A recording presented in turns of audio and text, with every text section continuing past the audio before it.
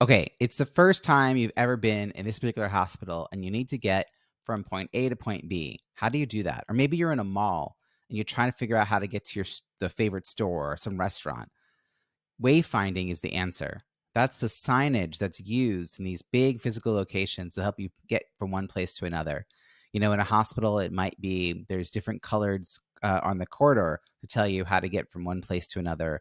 And in a mall, there'll be those kiosks that have maps telling you this is where you are and this is the map of the rest of the area so you can wayfind, right? If you're in a restaurant and you're trying to figure out where the bathrooms are or where to order or how to line up, right? This is all information that you need as you come into a new space for the first time. And your online participants need that for your virtual event as well. It's not a physical location, but they need to understand what the rules of the road are. And the more information you can give people in advance and or as a Zoom orientation in the beginning of the meeting, it's all helpful because they'll then know kind of what the expectations are.